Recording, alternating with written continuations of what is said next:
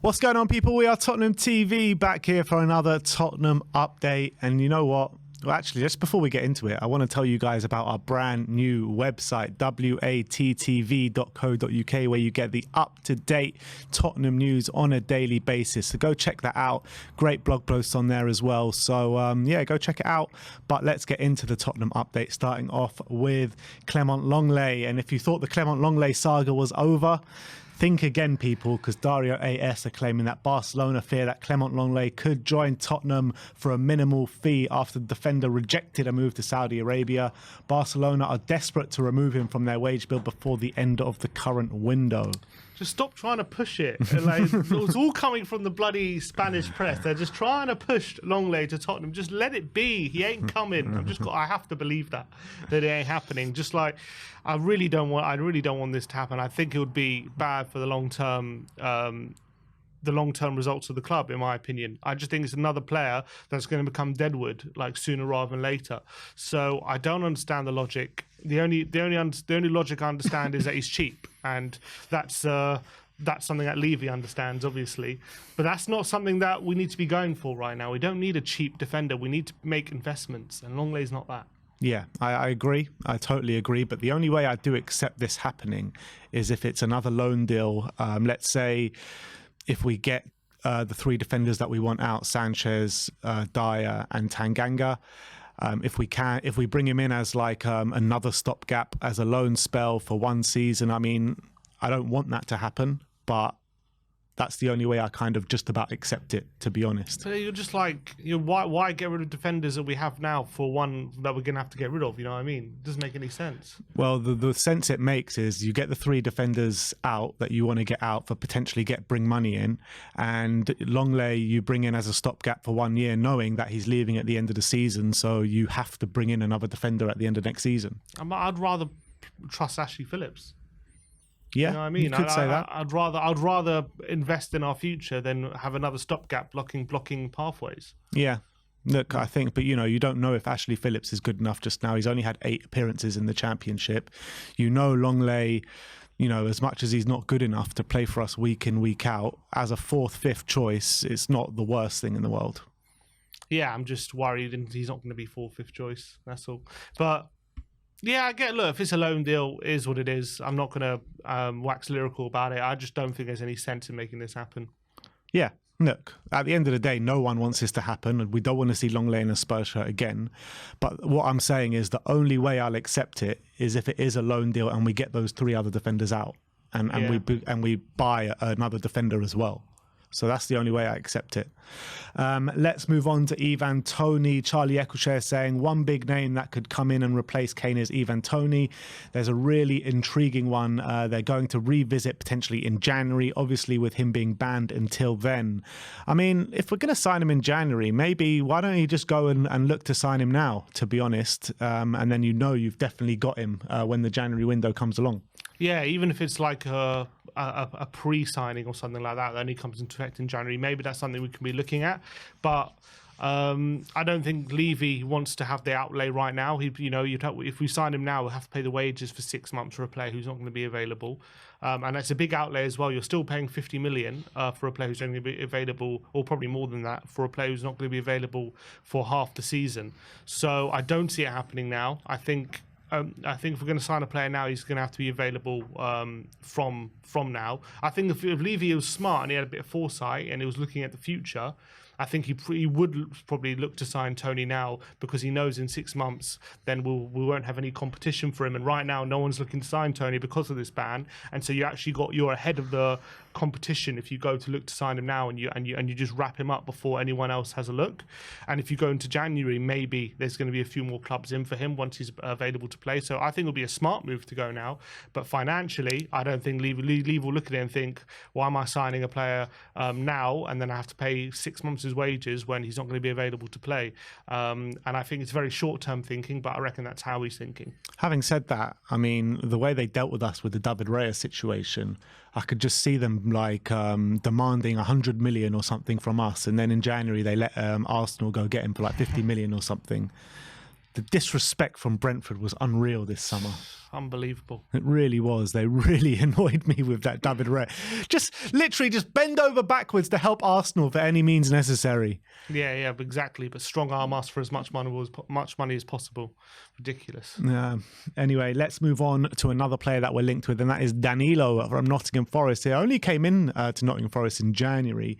Diego Firmino, a Brazilian correspondent, says that Tottenham and Liverpool are said to be interested in Danilo and could make their move to try and sign the Nottingham Forest midfielder before the end of this transfer window. Would you like to see him in? I mean, I can't say I've seen tons of him. I have seen him for Forest last season, and he did quite impress me. He actually went for a period. I think he scored like three consecutive games when he was actually playing in a more advanced position for Nottingham Forest last season. He looks like a real player, but we are basing on 6 months. Forest have only signed him in January. I'm not sure how much they signed him for, but I reckon it's like a fairly decent fee. So are they going to want, a massive profit on that, having only signed him 6 months ago? I think it's probably going to be difficult to get him out of Forest, and you're talking about quite a big outlay for a player who's only had 6 months in the Premier League. But he has had a fairly impressive 6 months. So it was 18 million. 18 exactly. So what they're going to want at least 40. Probably Yeah. They want double that because he's probably on a decent contract. He's probably on at least a 3-year contract. So 6-year contract.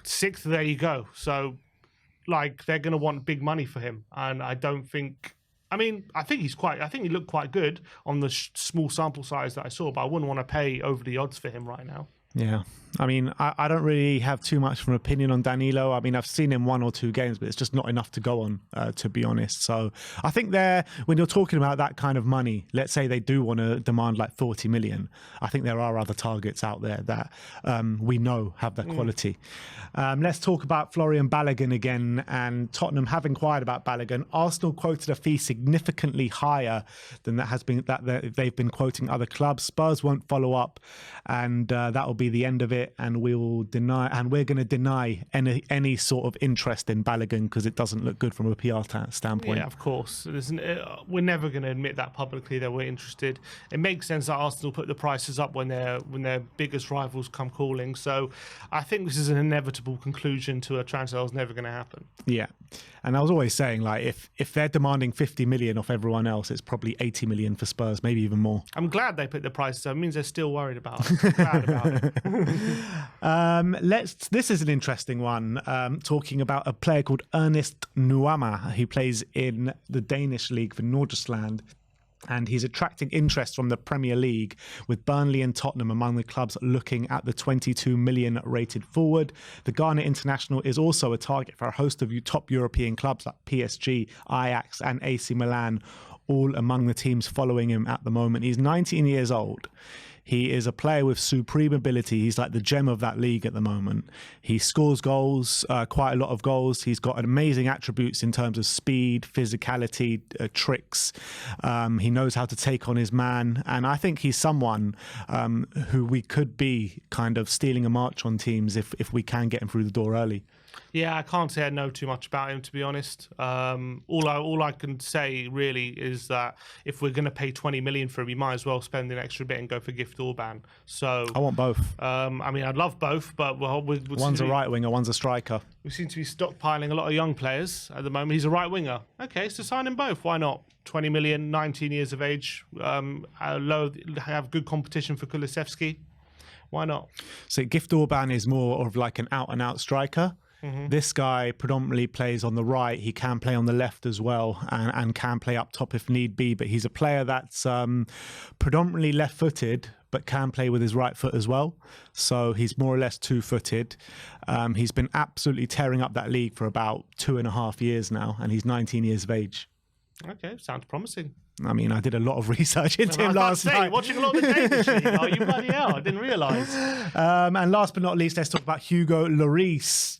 Alfredo Padula says that Lloris's move to Lazio from Tottenham could be sealed imminently following a call yesterday evening between the club president and his agent. Lloris has not asked for any guarantees over playing time as well. So I imagine, though, he will be their number one, maybe, if he does go there. Well, apparently the Lazio keeper last season got Serie A Keeper of the Year. Oh, really? Which is in the Team of the Year. So that's quite interesting footnote to add when apparently one of It wasn't Vicario? It wasn't Vicario, as much as a lot of the journalists saying he was brilliant. Apparently, there was a report in Italy I read saying that Maurizio Sarri isn't happy about the prospect of Lloris coming in because it might upset the number one keeper right now. But I don't know. That's something for them to sort out, not for Tottenham. Tottenham's only worry is getting him out the door and agreeing a deal with the club. And if that happens, then so be it. I think it's a good move for Hugo. Whether he becomes number one, I don't think it's guaranteed. Well, that's the Tottenham update for today. Let me know in the comments section below your thoughts regarding any of the news stories brought to you today. Again, do go and check out our website, WeAreTottenhamTV.co.uk, for all the latest Tottenham news. But thank you everyone for joining today. Like, subscribe and comment. And as always, come on you Spurs.